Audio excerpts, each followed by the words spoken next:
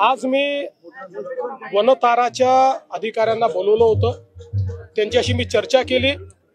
त्या चर्चेमध्ये त्यांनी हे सांगितलं की आम्हाला त्या हत्तीवर हक्क सांगायची कुठली इच्छा नाही, आम्हाला कोर्टाने आदेश दिल्यामुळे आम्ही हे सगळं केलंय।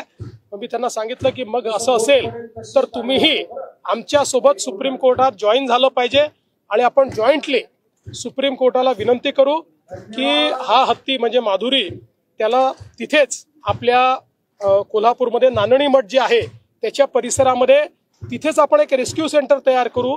हाय पॉवर कमिटीने ज्या प्रकारचे निर्देश दिले आहेत त्या निर्देशानुरूप सर्व प्रकारच्या सोयी तिथेच करू आणि तिथेच तो हत्ती आपण आणू अशी आम्ही मागणी करतो आणि तुम्ही त्याला समर्थन द्या। त्यांनी त्याला समर्थन देण्याचंही मान्य केलेलं आहे आणि सोबत त्यांनी हे देखील मान्य केलेलं आहे की जर कोर्टाने अशा प्रकारचं काही आदेश आपल्याला दिला, जो कोर्ट देईल असं आम्हाला वाटतंय, तर ते तयार करण्याचीही पूर्ण व्यवस्था, कारण त्यांना त्यातलं एक्सपर्टीज आहे, ते सगळं ते करून द्यायला देखील तयार आहे। जनप्रतिसाद न्यूज, आवाज जनतेचा।